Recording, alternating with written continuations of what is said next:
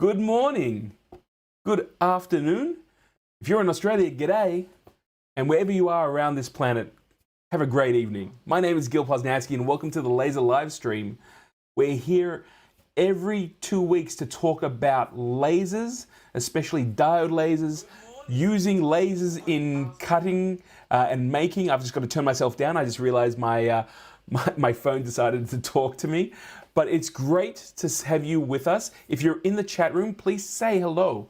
It's really important that we know you're out there. And it's also great if you can tell me where you are around this amazing planet. Because right now, it seems no matter where you are, you seem to be in a COVID-19 hotspot. So I hope you're taking care, you're healthy, and everything's good. I see in the chat room Rob Ozzie saying hello. Rob Ozzie, thank you so much. And I also see Audrey saying hello, and Mike from Queensland saying hello. I know that right now, I'm based in Melbourne, Australia, so we've just changed our time a little bit because we've gone to daylight savings time. So anyone in Queensland, I think this is 2 hours earlier. So I really appreciate it, Mike, that you're here. And I also say Easy Pain is here as well. So it is awesome to see you guys here. What we do here on the Laser Livestream is we talk about everything to do with laser cutters, especially based around the Emblaser. If you haven't been to this stream before, I'm a maker and I love the Emblaser range of laser cutters because they can sit in your office or your classroom without needing water cooling or having a huge exhaust attached to it, which means that where I'm sitting right now, see my hand? It's going out. I'm now touching my Emblaser. That's how close it is to me. One day I'm gonna have to, I think one of these live streams, I'm gonna have to actually go and burn something, go cut something right over here. Mike's telling me it's 6 o'clock over there too, so that I'm glad you guys must be on daylight savings. And I'm seeing 6 p.m. in Queensland from Rob Ozzie. There you go. That's why I was a little concerned. It's not as bad as I thought. I thought we were really far out. Thanks a lot, guys, for letting me know. And in fact, let's share that chat room so everyone can see it. Today, I have waiting in the aisle, literally in the aisle. I'm going to bring him in here in a second. The amazing Dom DiGiorgio. I thought my last name was tough. Sometimes I get that a little bit mixed up. But Dominic is the director of Darkly Labs. He's the brains behind the Emblaser. Let's go see if he's there. There he is. Dom, how are you, man? How's things going? Good. That's. I wonder who that young person was on that photo you just showed. Which photo? I see what's going on. I see what's happening. Well, you know what? I appreciate. Whoa! I lost you. Hang on a second. Let's see if I can get you back. That is. It's always nice when you're live, and then you press a button, and then let me just quickly do this, and it's scary, scary stuff. When come on! I know you're here. I just think to myself, what's going on? There's Dom. There you are. You know what? I'm kind of sitting here going, I want to get rid of that little bar that's below you. And for some reason, I'm going to do that live here. That's okay. I'm sure everyone will understand. But Dom, tell us. I know you were planning. Unfortunately, we weren't able to do this 2 weeks ago. But I'm really appreciative that you're able to be here today. There we are. That's better. Yeah, that's good. Thanks for having me on. This is always fun, and happy to be part of it and answer questions and share some news and all those sort of things. So yeah, well, it's always an honor being on. Well, Dom, first of all, I mean, without getting too much into it, I always love it when I can drop by the office because we always have really intelligent conversations. I'm usually showing you some of the stuff that I've done. You're sharing some of the stuff that maybe you guys have done or someone has come in with an interesting project. We've been locked down for months now and we haven't been able to do this. So, you know what? As much as you enjoy coming on here and you're always welcome, I love the fact that we can kind of connect a little bit. Yeah, it's been a bit weird. We've been, it's just unusual times. We have so much going on. We actually haven't really had a lot of time to do a lot of personal projects. Regardless of being in lockdown, it's just still a really busy time trying to manage everything. So I totally get that. Just want to let you know that Mike in the chat room saying hello. They're happy to see you as well. So Mike's in Hey, there everyone. saying hello, and everyone's kind of doing their thing. But it's awesome to be able to connect this way. 2020 is going to be remembered for so many reasons, and I think the main one will be the fact that we were all kind of split up and kind of thrown to the winds in different ways. But out of that also comes some really interesting projects and then some interesting side ventures. People had to pivot a little bit. This live stream is one of those things. We would, I put my thinking cap on and I was like, well, if I can't go down to Darkly and make videos, how do I keep the conversation going? Because I think it's really crucial that we are able to continue to connect. And even looking into the chat room right now, it's awesome to see the same people turning up and being able to kind of have an interest in this sort of technology and what's being created. Yeah, it's been really interesting seeing how many people have actually jumped onto a laser cutting during this time, lockdown time. Absolutely. We've had so many new people contact us and ask us about, look, I've never used a laser cutter before. I've got some projects I'd like to do, and it's just it's been a lot of hobby interest that's been happening over the last 4 months. How long has it been? 4 months. I would say for us in Melbourne, oh well, you're in Melbourne too, but I think there's been some sort of restrictions almost for the last 6 months. Easy. Yeah. I think it's even more than that now, but it's definitely been a solid 6 months. I've seen that too, especially on the Facebook groups and the people who've been reaching out and the people who've been watching the videos on YouTube. I've seen a correlation with people getting involved, and I know that one way that they can do that is with the Emblaser core, given its price point, given that it's a kit and people have time. The last time I spoke to you, there was a mention that you had sold out of those Emblaser core kits. Just wondering, are they available now? We have one part in our whole production that's been delayed because of this COVID scenario. So we have orders, we have everything ready to go, barring a very critical part, which unfortunately is still looking at being about 2 to 3 weeks away. Well, so 2 to 3 weeks is not so bad. I've got to ask: is it the laser diode itself? Is it the thing that makes it go broom? No, it's actually an optic. It's one of the lenses we use inside our machine, and the suppliers that we normally use have just been hit. They were hit really hard by the COVID scenario. Sure. And they're just starting to get back up into ramping to full production. So, it's like a screw is missing out of the whole thing, and you're stuck. What can you do? That's pretty but no, we're getting on top of that. We're trying to keep our customers updated on delays and that sort of thing. But but we'll be over this. We've ordered a lot of stock, so hopefully this won't happen again. Look, you know what? No one saw this coming. I totally get it. And the lens is definitely one of those kind of secret sauce ingredients on the Emblaser. It's why a 5-watt diode laser can do what it can do. So I totally understand it. But it's going to be cool. In the chat room, I want to go to the chat room. I think there we go. Shyla Rose has come in and says, "Hey Gil." I'm saying, "Hey Shyla." Mike Coven saying it's the 50-watt diode laser for the supposed new. Oh, sorry, I got rid of you. For the new Emblaser 3 or Emblaser Pro or whatever it's going to be called. So you can see how keen people are on that news that the next version of the laser is going to be 50 watt, not 5 watt. I'm sure there's a little bit more work that you guys are doing on that. But I'm so keen, man. I know I've said that to you privately as well, to see what this new version of the machine can do, because the criticisms that I've heard and I see is they see the idea of 5 watt and don't realize that the Emblaser to me is like a surgeon's scalpel as opposed to a sledgehammer. A CO2 laser has enough power that if you don't have the finesse to understand how to set up a cut to go through without punching all the way through, you have that power just to punch through. So, you don't really need to learn how to do it. You just kind of set that in. If you wanted to cut whatever the material is, just ramp it up to 100, slow it down eventually, and it'll go through the material. It'll also go through the aluminium honeycomb support and anything else that's underneath it. That's not a problem.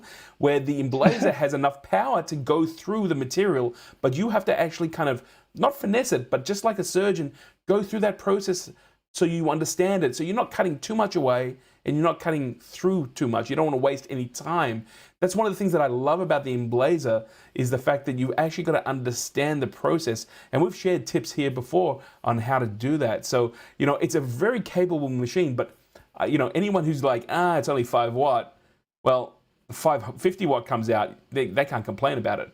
Although, well, what's really interesting is when we first designed the Emblaser, we weren't planning on having it compete with CO2 machines. That just wasn't part of our market.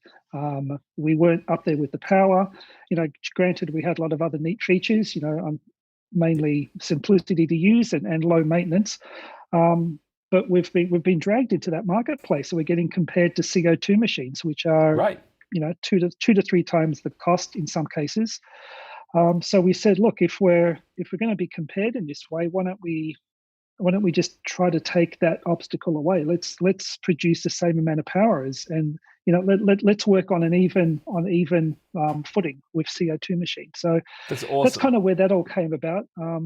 You know, the only thing that's always going to come up, and I get it all the time, and in fact, I want to do a standalone video. I know I've talked about it here in the live stream, and I now point people with a time mark to it, is they will always ask me the same question, which is, will it cut acrylic? And you're like, solid colors, no problems, as long, you know, transparent is going to be an issue. And then they get all like, you know, and then I go, understand the science behind it. Understand that because diode lasers on the spectrum use the visible light spectrum, it's just like taking a torch and shining it through a pane of glass, right? The light doesn't get hit on the glass and refracts and you see it goes through. Well, it's the same idea with a diode laser. And it's interesting, it blows me away of how many experts come in and they're like, it doesn't work because it won't cut through acrylic. Is like, well, that's a physics issue. You know, you can go down to a makerspace or you can see a laser work, but not all lasers work the same way because CO2 is in a completely different spectrum. So when it hits any sort of density in the material, it transfers the energy across. So I'm waiting. I'm definitely waiting for the very. I'm going to put money down that the very first comment is, will it cut acrylic? And I'll be like, okay. Yeah, look, there's it's just one of those things. To cut clear materials, you need a certain wavelength, and that's always going to be a limitation with our diode technology for now. But if you could just put aside the fact that it's one material, it's one absolutely transparent material. If you can put that aside, there's so many more benefits to a diode system. Many more benefits. I want to quote Scotty from Star Trek and just say to them, you're going to change the laws of physics, because ultimately that is exactly what's going on. It's physics at play. Yeah. And you know what? Until that diode technology does change and it changes into a different wavelength of light, yeah, you're right. We're gonna be stuck with that. Dom, I got some really nice examples of projects people have made over the last 2 weeks. We do this every week here on the live stream. Normally, I introduce the guest after, but given the fact that you're here, I wanted to share these with you. Let me throw it to the first one. This is Nescabar. He actually created this really cool kind of, I think they're figurine boxes. You can see that, can't you, Dom? Yeah, absolutely. That's fantastic. It is really cool. And what I like about this as well is a lot of people see these boxes, they don't know how to put them together. And he was able to share a photo of all the different pieces that he had created. Now, I'm assuming that he actually made this using a website to create the actual pattern. There's a number of websites out there that you can look at to make boxes and all those sort of things. And you can see it's just a piece of material with a whole bunch of inserts, and it's literally just kind of putting those together. So I know some people come to the live stream and they're like, I don't know. I don't know if I could actually do that. Is that something that I can do? We wanted to show Charlotte Rose in the chat room saying that's great for Lego minifigs. And yeah, any sort of small Oh, that's true. That's items. Great. Yeah. You know what? Oh, Charlotte's got me thinking now. Could we do? Oh, I could do. What? See, I don't have any minifigs, but if I was going to get some, they'd have to be Star Wars ones. And I'm wondering if I could build a little diorama of the different scenes, and then put all the. Oh, see, My fanboy's just coming straight out on that one. Yeah. That's why I love seeing the projects that people do, because I think to myself, I wouldn't do that. That's not a project that I would do. I wouldn't even think of that. But by sharing, you end up It gives you inspiration. Absolutely, being inspired. I'm going to have to write on my list. I want a Bespin Cloud City diorama with minifigs. I'll probably pay more for the minifigs than I will for the material to put in the laser cutter. So you can show us one next week, right? You've committed to it? Sure, no problems. Next week I'll be like, there's a 2-week delay on the minifigs coming from my supplier.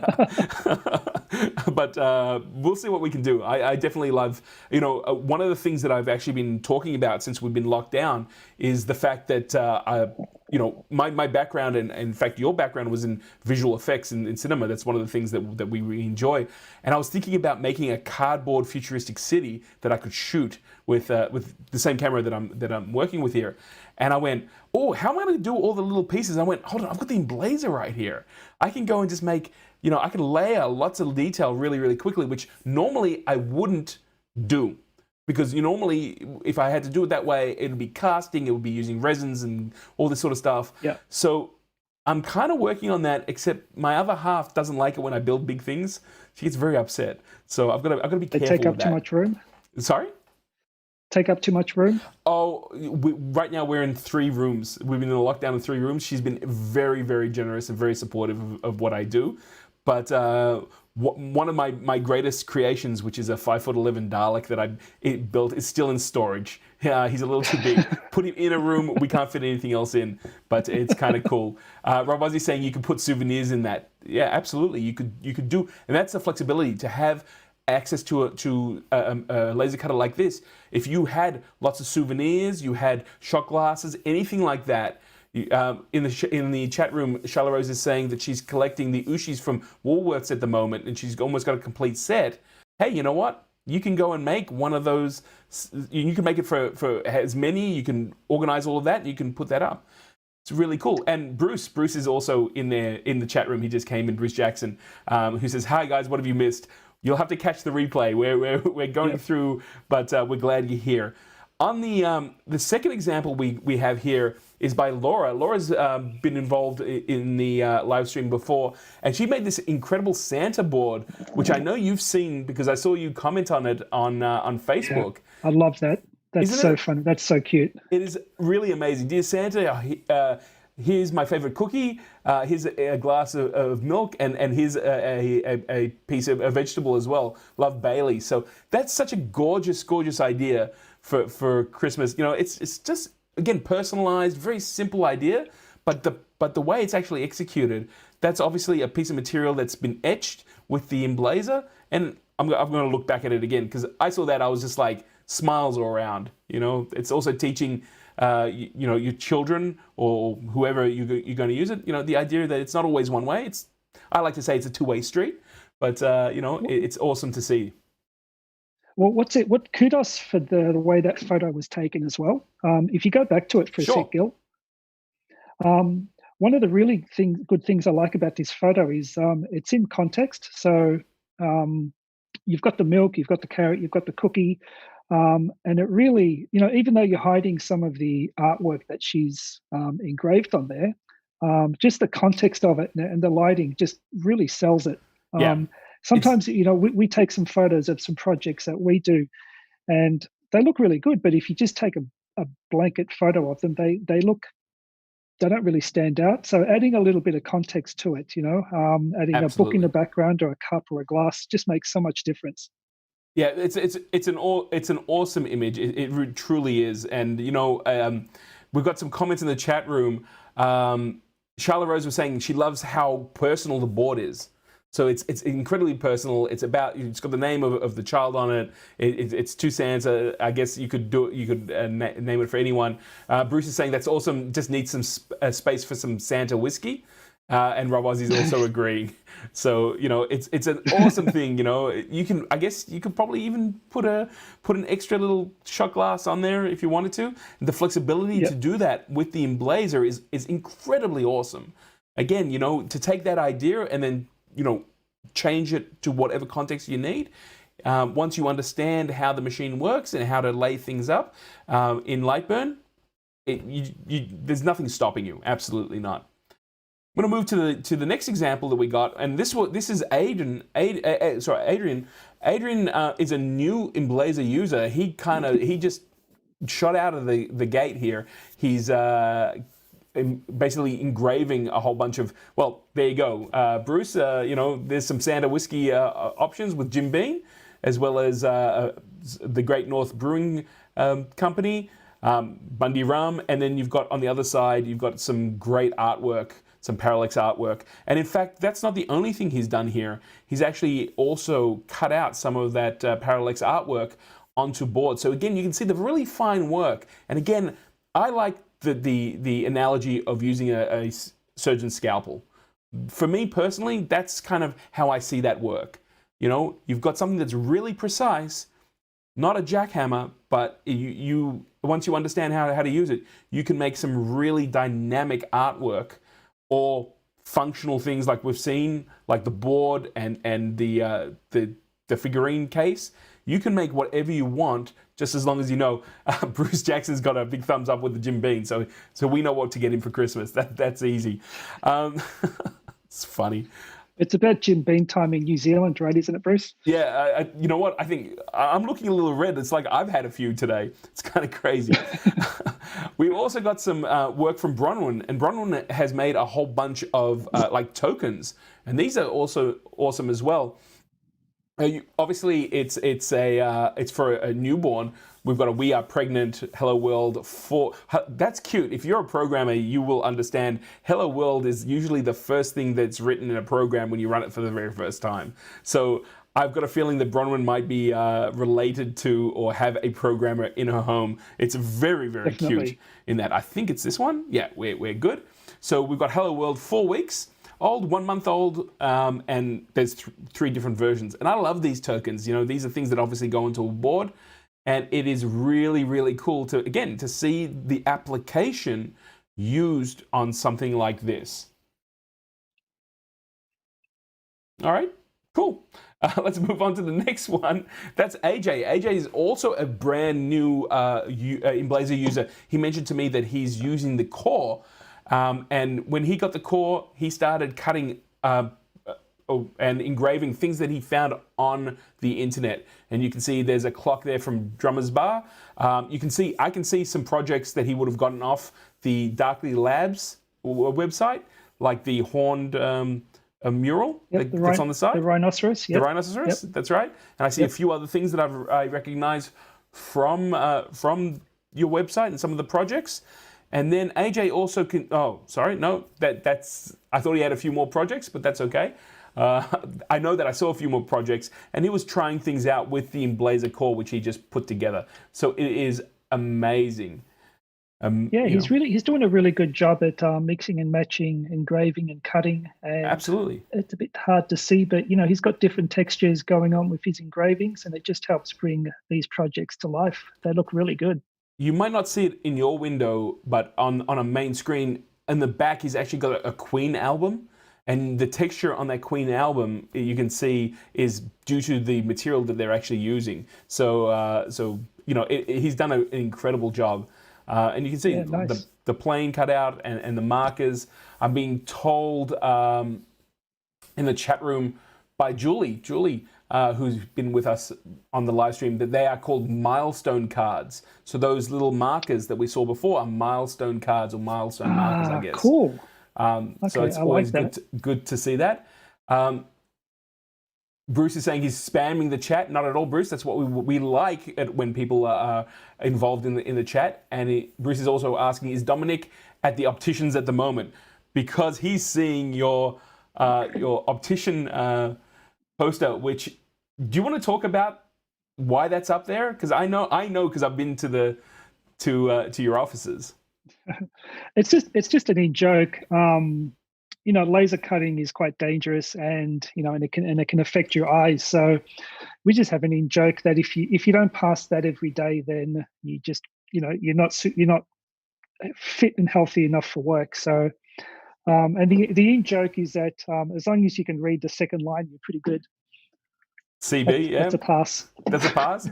I guess, you know, if you can't see anything, you know the lasers hit you. I also know that there's another eye chart that you made that says Emblaser on it as you go down. I know that you made that as an example. I'll have to dig up the link and send you that. Yeah, it was like a little eye chart we did as a project on a piece of stainless steel. Yeah, that's the one I saw. And the eye chart, I forgot what it spelled out. It spelled out something about the Emblaser. It was something clever at the time.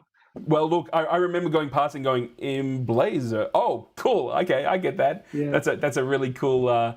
It was just a cool project, and I'd love to have one up over my Emblaser. Bruce is also asking, Dominic, how did you come up with the idea of making the Emblaser? See, Dominic hasn't been to the laser live streams before because we've answered that, but please share with us how you came up with the idea of the Emblaser. You mean? Well, look, in a nutshell, there was a bunch of engineers sitting around, and we were.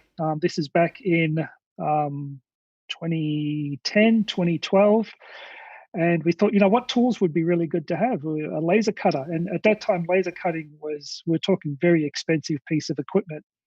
So, you know, as engineers sit around and go, hey, you know, how hard can that really be?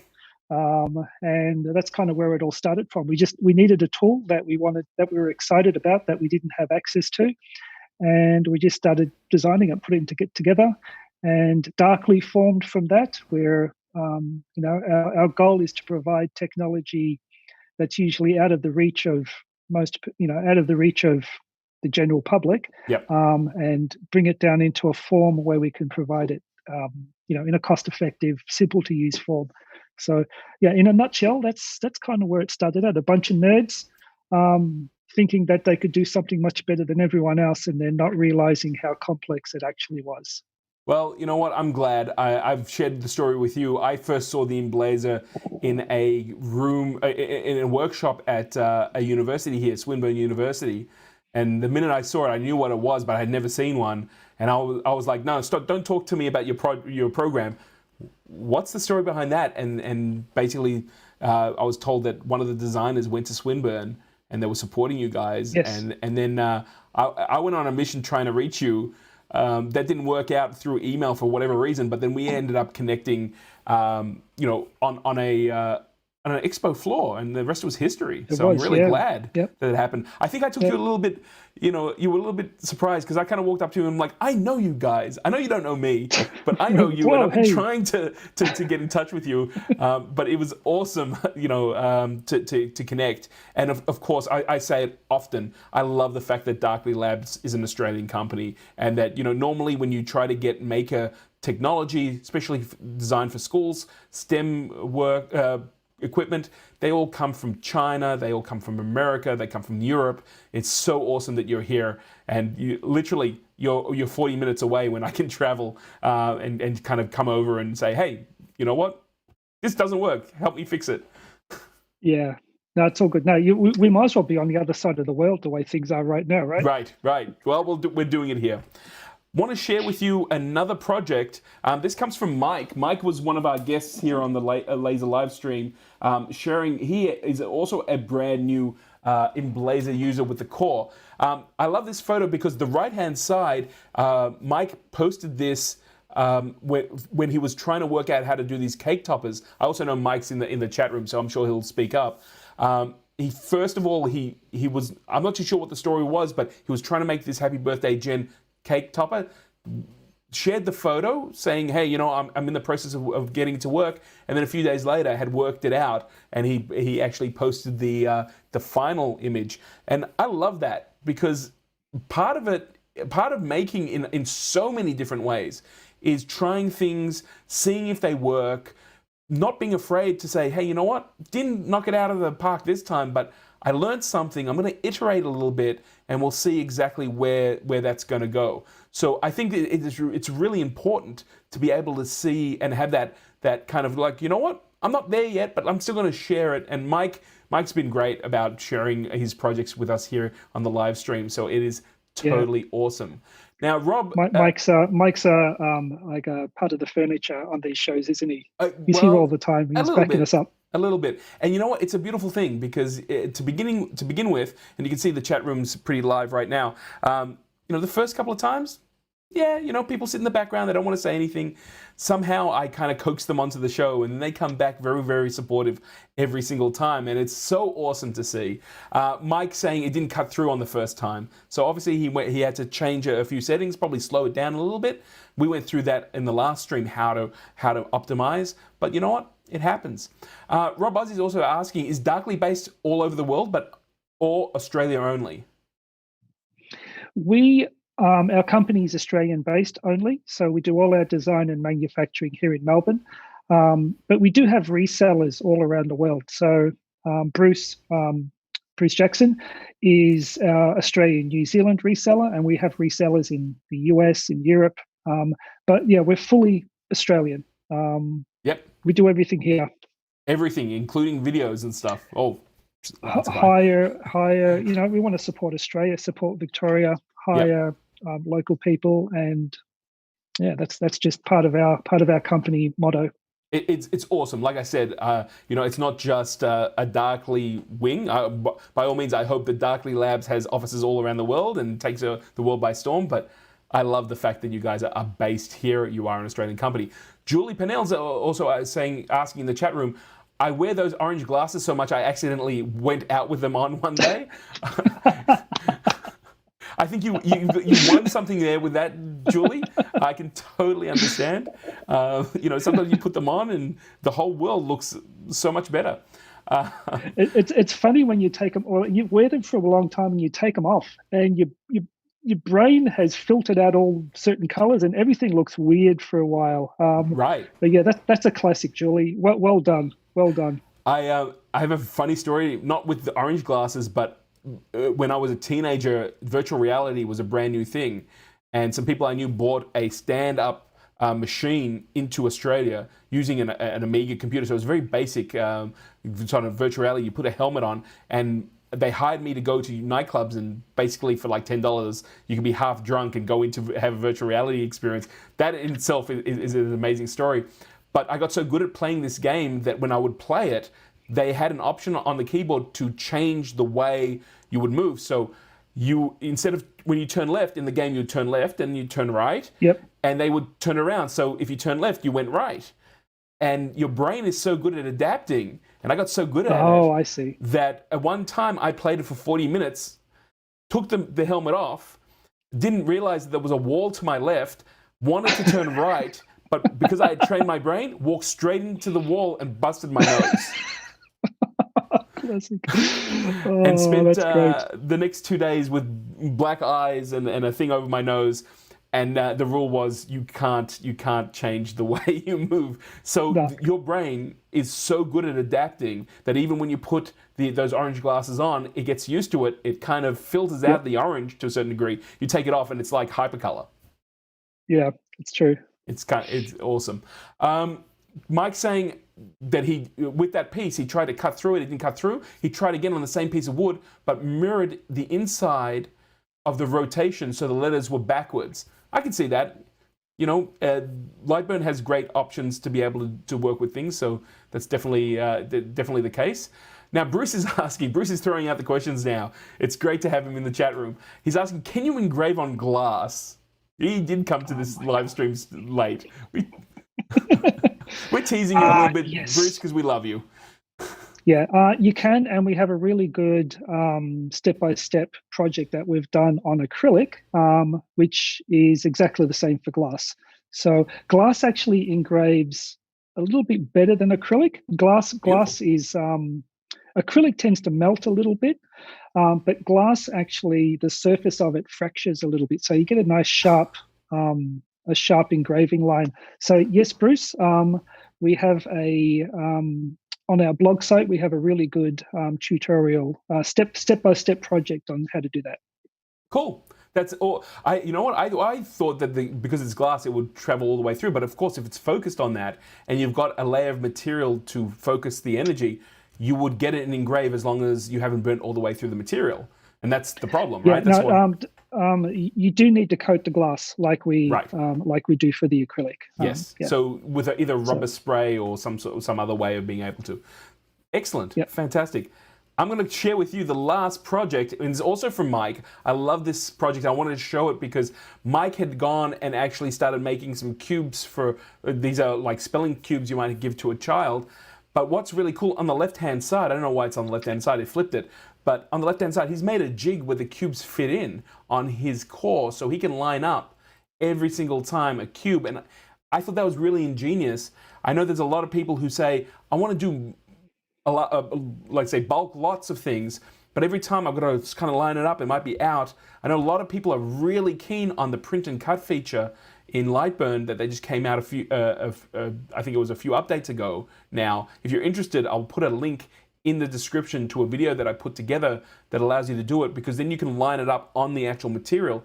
But by making a jig, once you've got it all lined up, you're good to go. Yep.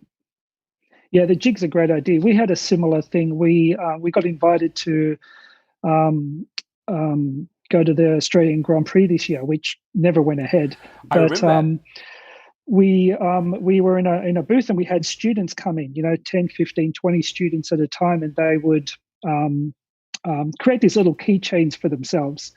And to save time, rather than engrave them one at a time, we made a jig with about 20 keychains on them. Beautiful. And we would just drop them all in, and we would just hit go, and we knew, exactly where they were going to be engraved. So jigs can save you a lot of time. Very, very good for repeatability. Absolutely. And I think, I would probably, if I made a jig like that, I would probably, myself, I'd just put 2 markers on it and use the print and cut, because it knows it every time and you haven't got a problem with it. Yeah. But I think it's amazing. You can make a jig, there's so many ways of being able to repeat the process and do it. It's a very clever idea. I've seen the keychains that you have, and I know how you work with them. So it's a very clever idea. You've got to make a jig now for the cookies, when you engrave the cookies and then give them to the students. Right. That's one of my favorite projects that Emblaser does. If you you've got some children around and you want to kind of get them involved in a safe way, grab a big cookie and you can engrave their name right on the surface, and kids get a huge kick out of that. Yeah. Personalized cookie. What could be better than that? Yeah, put a big C on it for Cookie Monster and see what happens. Yep. It is awesome. Now, one of the things I wanted to ask you, and this is before my time, but I did see it in the blog, was that there was a commercial that was made by MeBank. It was an interesting idea. The whole commercial goes for an hour. It's considered a slow build, but we're not going to show the whole hour here. We're just going to show a little bit of it. This is kind of the teaser, but this happened to be a commercial that featured the Emblaser. Yeah, it was quite interesting. We got approached by an advertising agency called Either or Either. Okay. They're both spelt the same. And they were given the job of doing, I think it was called Slow TV at the time or something like that. But it's just basically, it's Slow doing TV, a project in real time. There's no speeding up, there's no cuts or edits. It's just, you just sit there and you do the whole project. And I think the whole lot took about an hour to do. But they found our machine. They kind of liked the look of our machine. They liked the style of it. They liked the fact it was Australian made. Beautiful. And I thought, let's feature that in the ad. Add a bit of color and add a bit of style to it, I guess. Excellent. So I'm going to show the ad. Before we go to that, I was so excited to get you on. I actually forgot. I just want to say to the people who are on the live stream, if this is your first time here, where Dom is, I can't reach. Oh, I'll do it this way. How about that? Right over here, you'll see a little photo of me. That's going to allow you to subscribe to the channel. That is a great way to be able to support what we do here on the live stream, and it also helps me get the live stream out to as many people, especially whether or not you use the Emblaser or you use a laser for hobby purposes, or if you use it in business. It is always great to have conversation, and it's something that we're trying to fill here on the live stream. The other thing I want to let people know is that if you enjoy this live stream, you have the option, if you're here live, to either use a sticker to basically create a super chat what that allows to do is to put a small donation.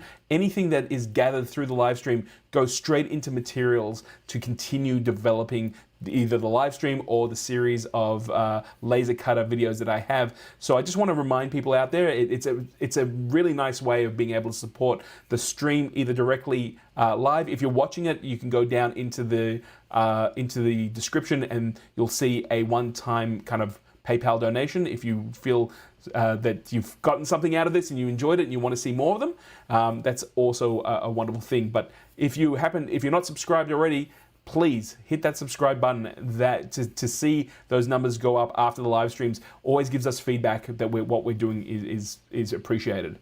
Thank you for that. I usually say that at the start, but sometimes I get super excited with the people that I speak to.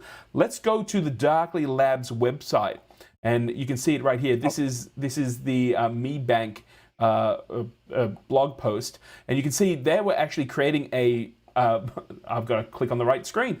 They were actually creating a credit card with the Emblaser too. You can see some of the photos here of what they were doing. Now, this commercial goes for an hour, but we're going to go. I'm going to go through and just show you the 30-second teaser.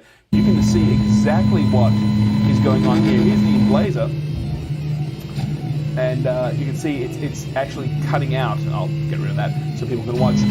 You can hear it. It's definitely working. They're cutting out the credit card, and you can see that the rest of the process where they actually kind of bespoke create a credit card for someone. This is not how they actually create them in real life. Yeah, I think it'd be way too slow. But it's beautiful to watch this whole hour to see how you would go about making a credit card. And you can see here now they're actually pouring rubber into a mold, and they're going to make a standalone plastic credit card. And that template is all made through the Emblaser laser cutter. Yeah, it's a really interesting story, this one. There was the person doing the plastic painting and the silicon molding was an artist. And on the day, he couldn't make it. He couldn't make it? On the day of filming. Okay. So one of the producers actually had to put that whole thing together themselves. Okay. And they had never done that. That's someone who, is a computer person. They've never really done hands-on molding and casting. Absolutely. And he just did such a fantastic job. He only had the studio for one day, so they couldn't postpone the recording. Wow. But yeah, he did just such a fantastic job. And it came out great. So absolutely. Yeah, it was quite an interesting project. Now, I don't know, did you ever get experience in the film industry with casting and resins and things like that? Not personally. I was around it, but it's not something I did myself. We worked with a guy called Everett Burrell, who was a makeup artist, and we used to stay back late after work, and he'd do face casts of us. Oh, awesome! And do all that sort of fun stuff, hand casts, and so everyone's got a cast of their face and their hands and their foot and their But yeah, it's a really cool process. Fantastic. I've got to thank Bruce Jackson. Just did a super chat donation of $10. Thank you so much, Bruce. I really do appreciate that. Again, more ammunition to make more content. I do appreciate it. Thank you so much. I was going to say, one of the things that I loved was hanging around people who were making props.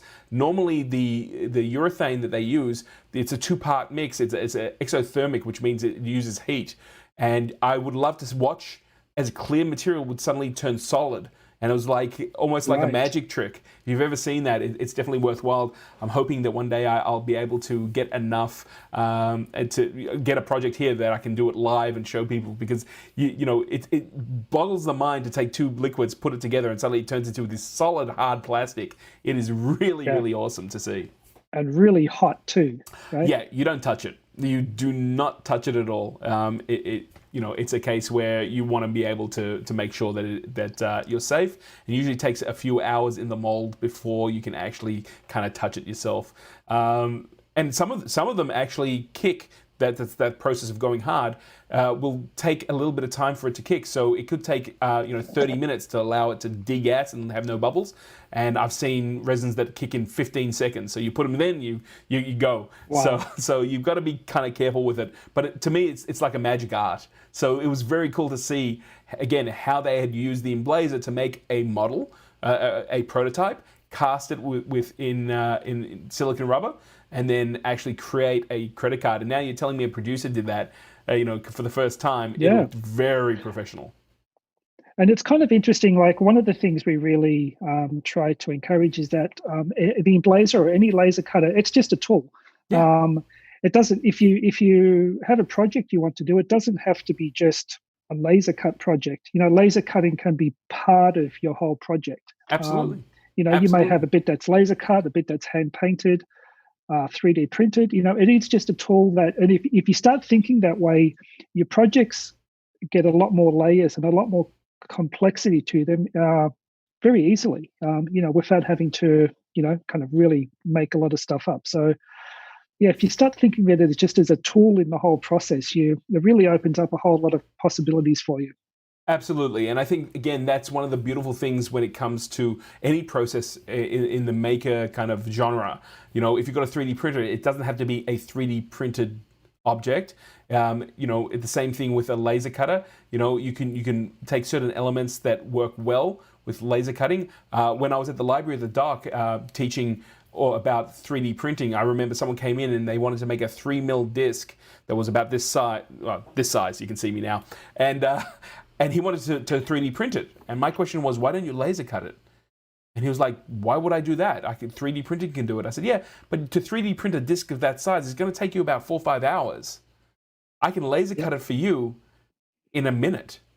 And you should have seen the light that went off in his head. Oh, I can use different ways. So again, the way I look at the Emblaser, it's just another tool in your arsenal that you can cast your line that much further. And that commercial Absolutely. actually shows that. If you're a maker and you're interested, I will put the link below, but also, there was that, I'll go here now. If you do want to see the whole commercial, you can either follow the QR code on your screen right now, or you can use the bit.ly link that you can see right now as well. So by all means, go check it out. It's a nice, if you want to just chill out, maybe have a whiskey or do whatever you want to do. It seems like whiskey's the theme tonight. Just load up the hour build and just sit back, have a few sips, and just enjoy the process, because I guarantee you'll probably go, wow, that's how they do it? Well, you know what? I'm going to store that away for my own project. It's kind of interesting. Now, one of the things that I wanted to talk to you about as well, Dom, is that I know that Emblaser and Darkly Labs especially works really closely with Lightburn. In fact, Lightburn software is the software that runs the Emblaser. And I know that you guys are in contact almost daily at times. Almost, yeah, pretty much. Those guys do an amazing job when it comes to Lightburn. I know so many people who modify, not the Emblaser, but some of the cheaper Chinese CO2 lasers so that they can run Lightburn. It's just the way it interacts is really made for someone who understands how a laser works. Now, you were telling me today there's a new update coming up, and there are some features you wanted to talk about. Yeah, look, there's unfortunately I can't show you, so I'll just have to explain them. But I had a chat with Adam Hale from part of the Lightburn team today, and there's about 4 really interesting features that are coming up. And you can see from the card there. The first one is that they're now supporting SHX fonts. Now, if you don't know what that is, I think of it as single line fonts. So it's a font that's created with just one single line. So imagine an S, and it's just an S. So the beauty of single line fonts is that you can make very small text and make it very legible, Beautiful. rather than have a font that's got a thickness to it. So SHS fonts are fantastic. You'll end up using them quite a bit. What else did I have on the list there? You also have recently used and favorite fonts being added. Yeah, so they've just they've changed the way that your fonts are displayed. So pretty much this is done in most programs. Favorite fonts and recently used fonts that kind of appear at the top of the list. So really, really neat. Small tweak, but really neat feature. Definitely. If you're using different fonts, and I know that I've been using kind of either Photoshop or Illustrator to deal with my fonts, but I'd rather be able to make a template and then change the font within Lightburn. Saves me from having to go to a second party to be able to do that. That is awesome. There are some other really cool features on the next update. I'll let you explain them. Yeah, look, image crop. It's look, in a nutshell, image crop lets you crop a photo in Lightburn. You can't do that now, but they've taken it one step ahead, one step further. So you can crop an image with any vector design. So imagine you had a word like Bob on your screen. You can crop the image based on that word. So it's quite a neat little cool feature. I think of it as clipping masks. Yes. Clipping mask in Illustrator. Fantastic feature. I think that's one of the missing things. If you ever have to crop an image now, you have to take it out of Lightburn, right? Do it in Photoshop, bring it back in. So all that's gone away now. It's nice and simple. That is going to be a game changer. I know that's one of the complaints, things people request all the time. In fact, I got a feeling that will probably be highlighted in a video very soon once that works, because that is something that they have been on them about for at least the last 2 years. So that's fantastic. And I think what they did was, instead of just putting out a crop feature, because it's taken a little while to put in, they've added that really neat clipping ability. So beautiful. Some really cool effects. It's awesome. It's absolutely awesome. And then we've also got tool layers. Tell me about tool layers. Yeah. So tool layers, imagine tool layers as a layer in your cut list that never gets output. So you can have a layer that is your building blocks for your project. You can have shapes and circles and designs in there. You can move them around, manipulate them. You can call them and use them, but that layer never gets output. It's just pretty much a tool inside Lightburn. So that is awesome. Once again, it's a really neat feature if you've ever had to do that sort of stuff, because you normally have to like shift it out the way or give it a different color. Or turn off the output. I'm forever forgetting to turn off the output. And then what I use a tool layer for is I cut materials that are maybe not exactly the right work area for the Emblaser. So I put them into a triangle so I can layer up as many as I can. And I always forget. And that first line goes right where I want to cut. So to do that on a tool layer and know that there's no chance of it being transmitted in the actual workflow is fantastic. Yeah, the little things. Look, this is version 9.17. It's probably about, they haven't given me an exact time, but it's probably about a week or so away. So in about a week, when you start your Lightburn up, you should get a little update notice. Beautiful. Well worth updating too. Look, if you, I mean, obviously, if you've got an Emblaser, the machine comes with a copy of Lightburn. It always blows me away when I see people who go, how do I get a free copy of Lightburn? Lightburn's license is something like 60 Australian dollars or close to 40 American. It's not a lot of money, from what I understand. Look, they're a really small team, and they do such a great job. Absolutely, and it's such a small price to support them, and help these tools keep going. And not just that. I mean, when you purchase a license for Lightburn, they allow you to put it on 10 other machines, so you don't have to have Lightburn just on one machine. I have it on my Mac, which never really gets connected to the Emblaser. I have another standalone machine for that, but I can do all my layout in that way, throw it up to my NAS or the cloud, pull that down on my other machine, and keep working. So again, you know what? They are so generous with that. I'm waiting for the day for them to say, we're going to version 10, it's going to be $600 for a license. And people are going to be like, whoa! But I don't think that's going to happen at all. They're obviously going in the. I'm hoping they're in the game for amount, like large amounts, as opposed to high costs. And those guys are awesome. I mean, I think the Emblaser really takes advantage of how well the software works. Yeah, if you ever experienced the first version of our software, It's the software we don't talk about. We're not going to It's say the the name you word. don't speak. If we say it 3 times, will it Don't turn say up the on my name. screen? Yes, exactly. But this is just, yeah, these guys are just a light year. I would go as far as to say it's one of the most advanced laser cutting projects software on the market. I There's agree with just so that. many features. The amount of Yeah, people who have modified their machines mechanically using different cards that allow Lightburn to interact directly is phenomenal. Julie in the chat room is saying that's great news about the smaller fonts that she uses in her project. So now she'll be able to get a smaller font and have it defined even crisper, which is, again, fantastic stuff. yeah, Now, it's I absolutely know fantastic. we're going a little long here, but I want to ask, we've got 4 questions. Actually, sorry, 6. Yeah, no, we got 4 questions. I feel like it's Passover night. There are 4 questions that are asked. But while we've got you, I wanted to ask if I could, if we could pick your brain on these. I Sure. normally have a good answer for it, but I don't. Sometimes I've been corrected as well. Bruce Jackson in the chat room's got the web of lasers. Old software was yuck. So there you go. He's letting it out. I was going to say laser, but I didn't want to. Or was it web? I don't know what it is. But yeah, it's kind of a funny thing. So let's go to the questions and answer them. Mike sent me, not the Mike in the chat room, but another Mike sent me this question. He said, "Gil, I hear there's a new Emblaser coming out soon. I really want to get one now so I can start learning about laser cutting. Do you know when the new model is being released?" Well, as far as I'm concerned, I wish I had it now. But that's not going to happen. Yeah, so do we. Not the case. No, look, we are working on a new machine.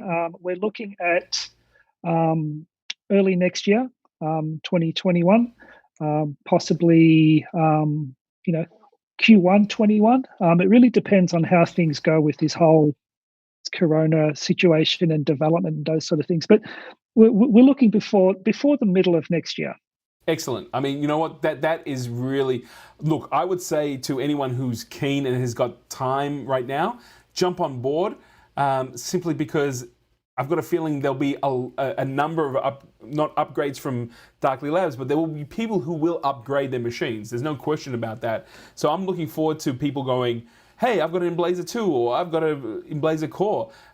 So whether or not if you've got a business, definitely grab a machine now.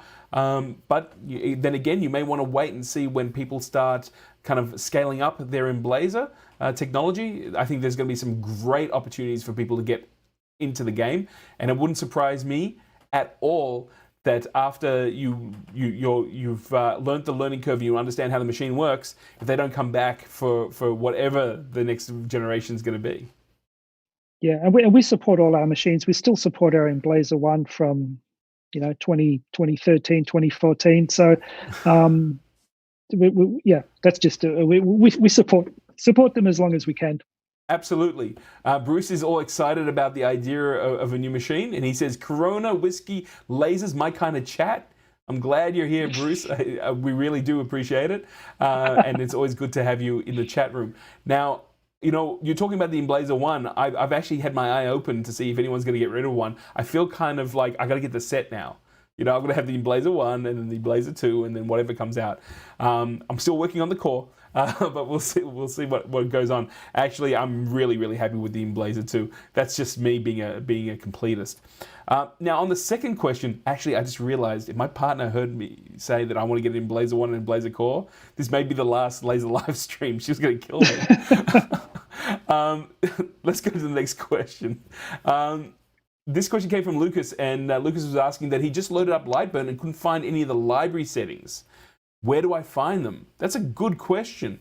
Now, this sometimes happens, and what actually may happen is that the library for the Emblaser series might not have loaded when you've downloaded Lightburn. So don't worry. There is on the Darkly Lab site a link, and I'm just going to pull it up here. I'll just show you what's going on. This is the Darkly Lab site. I'm going to put this link in the description so you can see it. You can see Lightburn software. This is where you download the latest version of Lightburn. I'm just going to quickly just do this so you guys can see. That's better. Otherwise, it looks like single fonts on the Emblaser. So this is where you'll go to actually download Lightburn, but this link here, below it, download the latest material library, sends you directly to the page, which, give it a second, I'm obviously streaming, so my internet's not so good. But here you've got two versions of the Lightburn library. Basically, you've got the Mark 1 and the Mark 2. These are two very similar libraries. One was an older one, one's a new one. Always go for the one that's lower down. This is the E2 5-watt Mark 2.21 library. If you download that, you can actually, I'm doing this the wrong way again because I realized I did it in a different way. You can actually download that library, and then within the library area, there's a little button that says load, hit that, link it in, and all those settings come up. And they get updated as new materials are tested on the Emblaser. Yeah, it's really simple as that. Just save that file that you've downloaded in your documents folder. Yep. And like Gil said, there's in your library menu on the right-hand side of your Lightburn, you'll see load, and just load that in. And what's interesting, you can have a whole bunch of different libraries. You can have 10 libraries and just load the ones that you want. So you may have a library that, I can't think of a reason, but, you can mix and match libraries all the time. You can also add to the library. So I do a lot of cutting with EVA foam, just 1 mil EVA foam sheets that you'll find in any kind of craft store. I use that a lot because it cuts very quickly, and it's I like to use that as a material, especially in the office here. Just go make sure you leave a window open because you don't want to be cutting too much of it. The off gassing is not the greatest, but I actually added in foam sheets of 1 mil. Now, one of the interesting things about the foam sheets is that they come in multiple colors.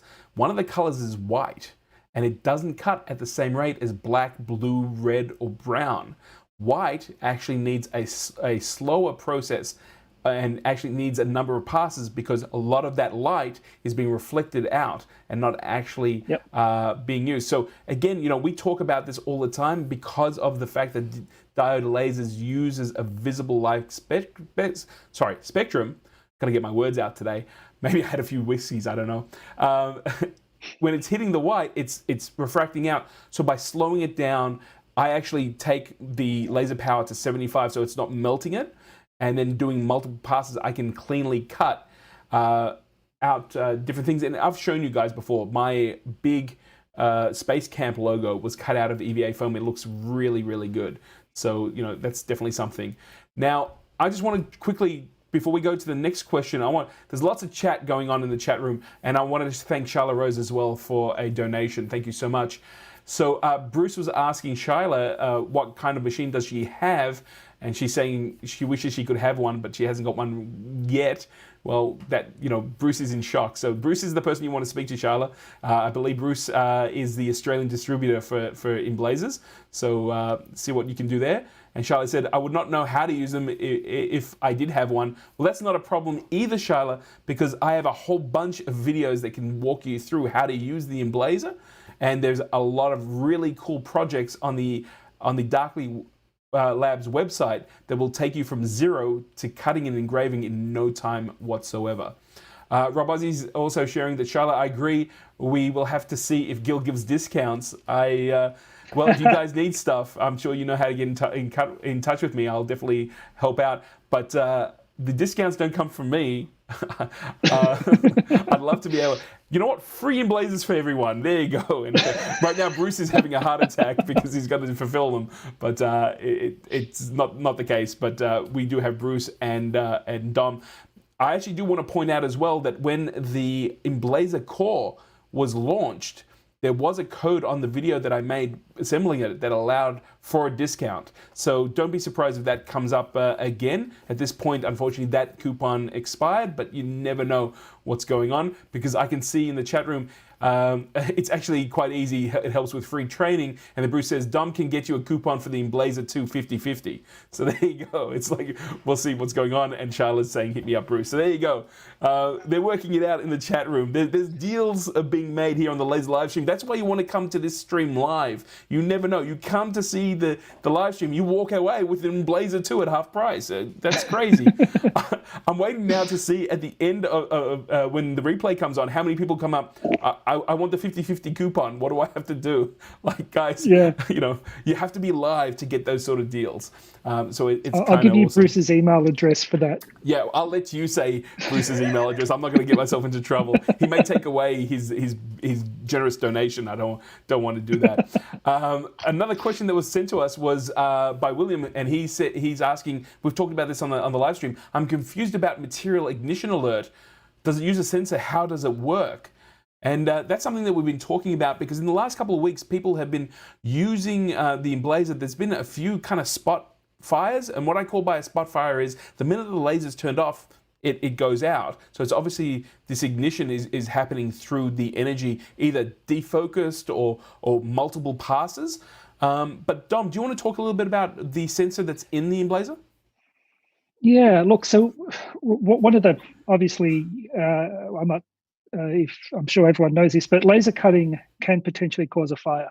And the safest way to prevent that is to always be around your machine while you're cutting. Now, when we released the Emblaser 2, we thought, look, we plan to use this in schools. Let's add a little bit of extra little technology in there to see whether we can help capture any of these occasions where something might catch fire. And it is pretty rare. It's pretty rare for happens. Absolutely. In the life of our Emblaser machines, I think, I can count easily on my hand when we've been approached with something where a material has ignited. So human intervention is the most fail-safe one. But what we've done is we've added a little temperature sensor onto the laser head. And what that does is it monitors the temperature of the workspace. And if the workspace temperature goes above a certain amount, it says, okay, this is not right. There must be something going on inside your machine. And it'll trigger what's called a major fire event. It'll turn the laser off. It'll move the laser head out the way. It'll stop all the fans from running, so fresh oxygen isn't being brought into the machine. Right. And it'll sound a buzzer. Now, obviously, I'm smiling because the only thing it doesn't do is like ignite CO2 cartridges and put the fire out. But maybe that'll be in the next model. That'd be kind of awesome. So the only thing to remember, this is it's not a foolproof solution to putting out a fire. It's just it's another little method that can alert you to something going wrong. Absolutely. And it does rely on the workspace temperature going up a significant amount. So if you have a little fire, a little flame, it's not going to trigger your system. It's if the whole workspace gets hot enough to say, okay, well, something's definitely going wrong inside here. So if I'm following you along correctly, you're talking about a major event happening in the laser cutter to trigger this system. Yeah. So it would have to be a fire that was material caught fire, possibly a little area. Yep. It heated up. If the laser was still cutting over that area, it would trigger it right away. But if you were cutting material over here, and then a fire started and your laser moved over here, you'd have to rely on the temperature going up. Now for the next machine, we're amping that up even more. So we're actually adding something far more sophisticated into the new machine. But no matter how sophisticated you get, it still is down to to this thing here. Absolutely. And these two things here to make sure that your machine's working properly. There's just no foolproof way of covering every situation. I was called out to a school to help advise them with their laser cutter, and because of COVID-19, I got there and it worked out that they had a question that someone might have been contagious, so we weren't able to do it. But on Skype, we were able to set up all the machine and run all the tests. What I didn't know was one of the teachers came to use it, and the focus of the machine, they basically didn't measure the material, so it was off. And what they ended up doing was, because it wasn't cutting, they kept repeating the passes. And what that ended up doing was starting a small little fire on the piece of material, but it also melted the mats underneath. So you took one look, and they're made out of silicon, right? So they're definitely something that's really resilient. That was a key to me working out what had actually happened, because I've never seen a mat melted before. And then when I realized, and then actually when I said, is there a chance that you did multiple passes? They were like, yeah, we did about 40 passes. It didn't cut. And I was like, well, that actually makes sense, because it also, once it's gone through the material, it was probably focused on the mat as opposed to focusing on the material. So very important. I like to use the analogy, using a laser cutter, if you're brand new to this process, it's not what I call videotape technology. It's not a tape that you put in, you hit record and you press play and it works every time. You do need to understand some of the processes to keep yourself safe and anyone else around. So Dom, that is an excellent explanation of the ignition material sensor.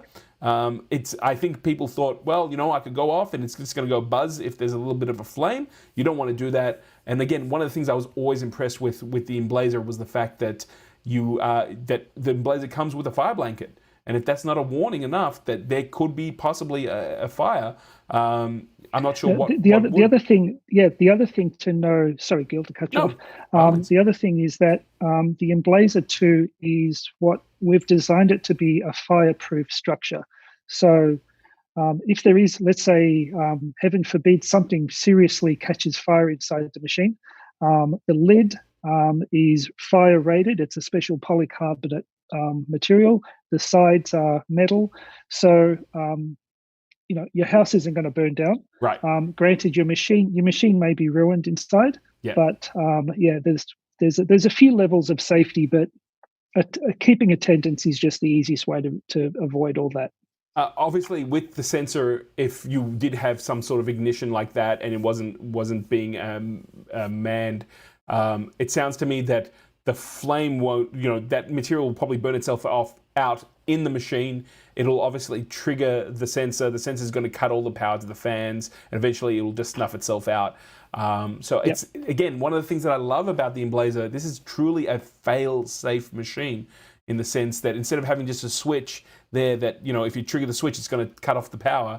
Every time you turn on the machine, it's checking the safeties, and if the safeties don't register as working, you can't use it. Yep. It's beautiful, man. I mean, again, one of the reasons why I'm kind of a little enamored with the Emblaser, because it does everything that it said it does, and it does it really well. So it is awesome. Dom, I want to thank you, man. It's been a pleasure for me on a personal level. It's also on a professional one to be able to talk to you and share a little bit more about the Emblaser with everyone who's with us today. I'm sure that people will be really interested. Bruce is in the chat room saying, install a smoke alarm above your laser. That's actually something that I recommend, and I have one not just for the laser that's here, but also for these laser cutters, these 3D printers. See, I've got the little laser cutter, I've got the 3D printer, I've got everything that I need to keep creating. But anything that uses heat, I strongly recommend anyone in their workshop put a smoke detector in. $10 from Bunnings. It's going to save your life. Absolutely. We look. It's not even for a fire reason. We sometimes we have laser cutter downstairs that we use in manufacturing of our machines, and every now and again we start a job and we forget to turn the fume extractor on. Right. And what happens is the smoke just builds up. So the smoke detector would trigger and say, "Hey, something's going on." We'd go over there and turn our filtration unit on. So it's a really useful thing to have. Good idea, Bruce. Absolutely, absolutely. Dom, again, thank you so much for joining us here today. Again, if you've just joined us or you joined us towards the end, if this is your first time to the Laser Livestream, the best way you can support us is to hit that little subscribe button in the right-hand corner, the lower right-hand corner. It really helps this live stream going out to a wider audience. Dom, thank you so much, man. I'd love to be able to do this again, maybe a few weeks down the track when we get a few more questions and hear a little bit more about what's going on with Darkly and the Emblaser. Absolutely. It's super Yeah, it's been exciting. a pleasure. Yeah, thank you for having me on. My pleasure. And if people want to ask questions and have me back, absolutely, more than happy to do it. I think what I'm going to do is I'm going to generate a Gmail account so people can start emailing questions directly in. So far, we've been using the Facebook group, but I think there's a lot of people out there who are also asking questions in the actual comment sections. So it'd be good to have that two-way kind of street, and that way also we can send that out to people who have the Emblaser so that they know that the live stream's here. This is a great place to have some real-time interaction, get some news, ask some questions, and you know what? Don't feel alone on your whole journey with the Emblaser or any sort of laser cutter. Absolutely. Yes. No, it's been a pleasure. Thanks so much. Dom, it's always a pleasure when I get to talk to you. That's it for this laser live stream. We went a little bit long, but I think it was worth it. Again, I want to thank, even though I just did it to Dom directly, I want to thank Dom and Darkly Labs for coming on board for this stream. We tried to do it last stream, but we definitely got there. My name, as I said before, is Gil Posnanski, and we're here every 2 weeks to talk about lasers, laser cutting, and Lightburn. Lasers, laser cutting, Lightburn. Maybe that's what I should call this this live stream. It does sound cool. Guys, if you, as I said before, if you want to support this channel, please hit the subscribe button and make sure that it's on all so you don't miss any of the live streams or any of the laser videos that I put out. There's going to be a few new ones coming down the pipe really, really soon. I also do a number of maker videos, and if you get any knowledge, if you appreciate what we're doing here, you can always give a one-time donation. The link is down below in the comments. I'm going to see you guys next time in 2 weeks' time. If you have any projects, feel free to share them so we can take a look at them. And until I see you next time, keep making. Thank you so much for joining us. We will be here in 2 weeks' time. Take care, be safe, especially given that we're all in this coronavirus situation. We'd love to see you next week. I'll see you real soon.